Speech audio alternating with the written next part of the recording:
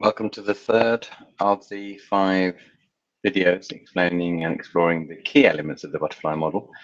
This is now looking at the second key part of the process, which is understanding, looking at relationships. Touched on relationships of self, others, and environment in the in the last video when we were talking about the 3 realms. We're going to look a little bit more here in terms of the values and drives. One book that you may find useful to explore the values and drives is Happy Families, Its Games and Exercises to Support Parenting. Again, geared towards families and schools, but it does give a summary of the elements in this section of the butterfly model. Now, Margaret Wheatley, who's my work's been very much influenced by, and wrote this book back in the 80s, and when I read it, it really opened up my mind to the extraordinary developments that science are bringing.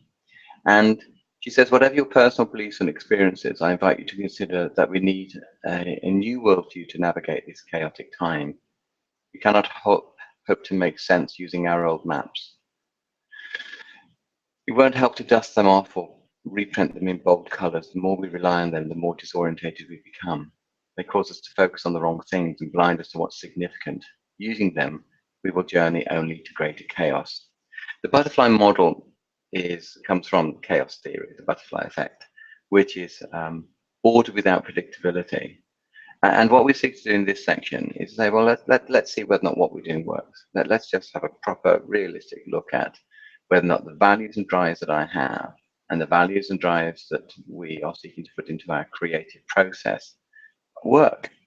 But in order to explore values and to become a learning organization and a learning individual, there are 5 key principles. One is be open. It's too easy to dismiss ideas. It's too easy to dismiss the thoughts and feelings of other people. And we work at a level of maturity, and in this section we'll explore what maturity looks like. But it does require an open mind and kindness, to be kind to yourself and others and the environment, and to be consistent. If you don't keep on changing your mind halfway through, don't keep changing your process, unless of course it's a conscious effort of exploration. If it's just changing because you can't put in the effort, or you get bored easily, then you won't create value. You won't really learn because you're being inconsistent in the efforts you're putting in. And then the fourth one is believe. Not believe because someone tells you to. Believe because it's based on proof, particularly 3 proofs. There are 3 proofs that we check everything that we do in terms of our work. One is the theory. Does this make sense theoretically? Comparative proof. Does this work anywhere else? And comparative research. But most importantly, the third one is actual experience. Okay, we'll put it to the test. Let's see if this works. And then finally, be the change. Actually do that which you expect of other people.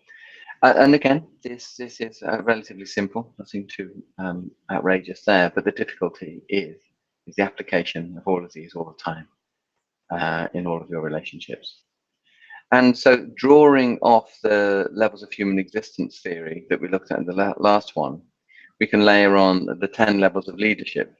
Now, I know that in the last one we just touched on the 8, but this is where we start merging the model of Ichinen Sanzen.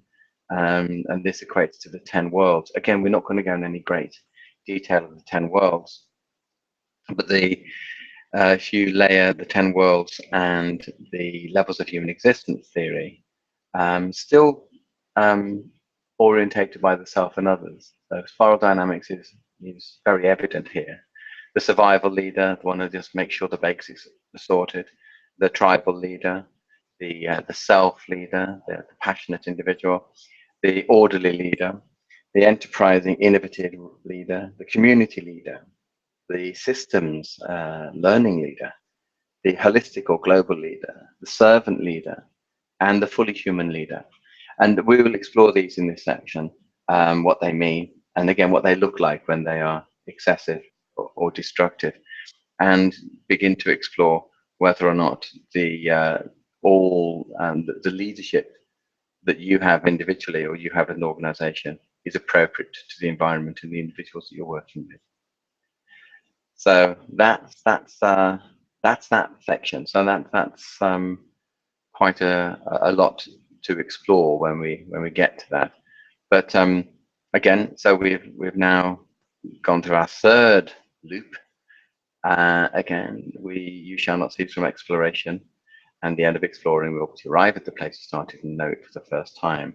At this stage in the program, hopefully you're beginning to see how everything fits in, how every time you go around it, you gain something else to bring you back to the key message. That's the heart of the butterfly model is just be present, live in the moment, not in a narcissistic way, but understanding exactly what that moment is and how important it is for us to make the most of it. Thank you very much. I hope you enjoyed that and you got something from it.